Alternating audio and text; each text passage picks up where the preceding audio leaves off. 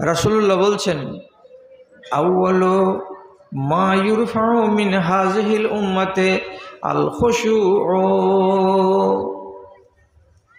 এই উম্মতের কাছে আমার অনেকগুলো নিয়ামত আছে, তার ভেতরে একটা সবচাইতে মূল্যবান নিয়ামত হলো এই, তাদের অন্তরে, তাদের মনে কোঠায় আল্লাহর একটা ভয় ভীতি বিরাজমান আছে, আল্লাহর একটা মোহাব্বত, আল্লাহর একটা ভালোবাসা তাদের বুকের ভেতরে আছে। আল্লাহকে বলে প্রত্যেকটা নর এবং নারী মুসলমানেরা সবাই শ্রদ্ধা করে, সবাই আল্লাহর আযাবকে বলে ভয় করে। এই জিনিসটার নাম হলো খাশিয়াতে ইলাহি, মানে আল্লাহর ভয়। নবীজি বলছেন, প্রথম যেটা তোমার কাছ থেকে আল্লাহ তাআলা কেড়ে নেবেন সেটা হলো এইটা। এইটা মানে কি? আমার অন্তরে আল্লাহর ভয় থাকবে না, আপনার অন্তরে আল্লাহর ভীতি থাকবে না, নারী সমাজের ভেতরে তাদের মনে আল্লাহর ভীতি থাকবে না। আল্লাহ কি জিনিস, আল্লাহ যে আযাব দিতে পারেন, আল্লাহ যে বিচার করবেন, আল্লাহর যে রাগ হয়, আল্লাহ যে আপনার উপরে রহম করম করবেন না, আপনার পরিণামটা খারাপ হবে, এগুলো কথা আপনার তখন আর মনের ভেতরে জায়গা পাবে না। এগুলোকে বলে আপনার অন্তরটা আর কাঁপবে না। আল্লাহর খাশিয়াত, আল্লাহর ভয় অন্তর থেকে আউট হয়ে যাবে। যখন আল্লাহর ভয় নেই, তখন যেটা মন সেটা আপনি করতে পারবেন, আপনাকে কিঞ্চিত দ্বিধা লাগবে না, ছেলে হোক অথবা মেয়ে হোক। যখন আমি ধরুন চুরিতে যাই না, কেন যাই না?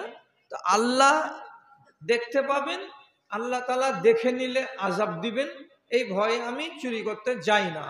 আমি কোনো রমণীর সঙ্গে নাপাক সম্পর্ক করতে যাই না, কেন যাই না?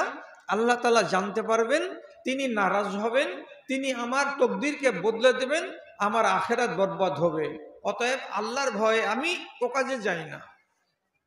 তাহলে হৃদয়ে আল্লাহর ভয় আছে, হৃদয়ে আল্লাহ তাআলার খাশিয়াত আছে বলে কোনো মানুষ চুরি করে না, কোনো মানুষ ব্যভিচার করে না, কোনো মানুষ ডাকাতি করতে যায় না, কোনো মানুষ ছিনতাই করতে যায় না, কোনো মানুষ কাউরি মেয়েকে নিয়ে দিনের বেলায় পালিয়ে যায় না।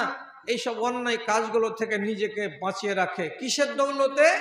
শুধু একটি মাত্র সে জিনিস, সেটা হলো আল্লাহর ভয়। যেদিন অন্তরে আল্লাহর ভয় থাকবে না, সেদিন ঈমানের সত্যানাশ হয়ে যাবে। আপনার অন্তরটা আস্তে আস্তে আস্তে আস্তে শূন্য হয়ে যাবে, ভিতরে ঈমান বলে কিছুই থাকবে না। খাশিয়াতে ইলাহি কবে উঠবে, কোন বছরে উঠবে, কোন সালে উঠবে? আমরা পাবলিক মানুষ কি করে বুঝবো যে হ্যাঁ আমাদের অন্তর থেকে আল্লাহর ভয় উঠে গেছে? এটা কি দেখে জানতে পারবো? তো আপনাকে কয়েকটা জিনিস আমি বলে দিচ্ছি, কয়েকটা কথা লক্ষণ আপনাকে বলে দিচ্ছি। আপনি লক্ষণটিকে আগে একটু তেজ মাথা করে একটু কান পেতে শুনুন।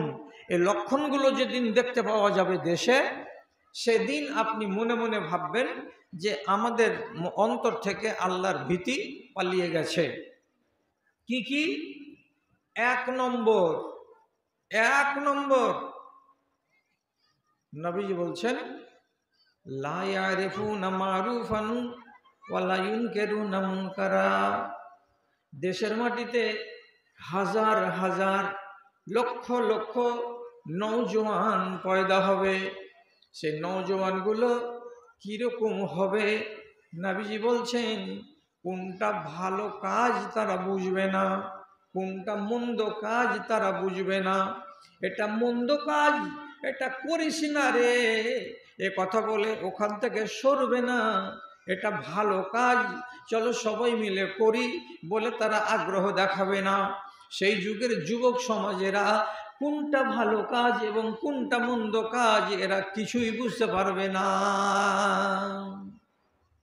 ভালো কোনটা, মন্দ কোনটা কিছু বুঝবে না। এরা বুঝবে না মানে কি? এদের মতো, এদের কাছে বুঝার মতো আক্কেল থাকবে না। তাহলে এখনই কি ওই দিনটা চলে এসেছে যে আমাদের দেশে কি এরকম যুবক, এরকম যুবতী মেয়ে আর ছেলে পয়দা হয়েছে, বা আমরা কি দেখতে পাচ্ছি?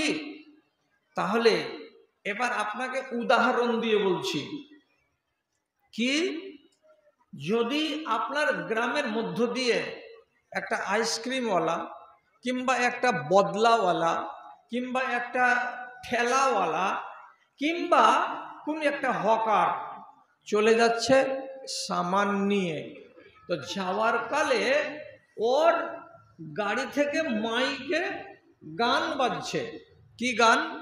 তো নোংরা নোংরা গান, যে গানগুলো শোনা আমার জন্য আপনার জন্য হারাম, এমন গানগুলো শুনছে। কিন্তু একটাও গ্রামের ছেলে কোনো দিন কোনো ঠেলাওয়ালার সামনে এসে দাঁড়িয়ে জিজ্ঞেস করে না, এই তুই কিসের সাহসে আমাদের এই মুসলমানের গ্রামে দিনের বেলায় মানুষের সামনে এত বাজে বাজে গান শোনাবি আর নিজের সামান বিক্রি করবি? তোকে কি আমাদের ইমান লুটার জন্য গায়ে পাঠিয়েছে? মাইকটা বন্ধ কর, মতো চামড়া তুলে দিব এক্ষুনি, বন্ধ কর মাইক। জীবনে কোনো দিন শুনেছেন যে এই দেশের একটা যুবক খাড়ো হয়েছে আর হয়ে বলেছে এই অন্যায়টা তুই করিস না রে ভাই? বলে? বলে না। কেন? ওর বিবেক নেই যে যেটা মন্দ সেটাকে আমি মন্দ বলি, যেটা খারাপ সেটাকে খারাপ বলার মতো বুঝ আল্লাহ তাআলা ওর ভিতরে রাখেনি। যেটা ভালো সেটাকে ভালো বলবে এ কথাটা বুঝার মতো ক্ষমতা ওকে দেয়নি। আপনাকে বলছি সত্য কথা,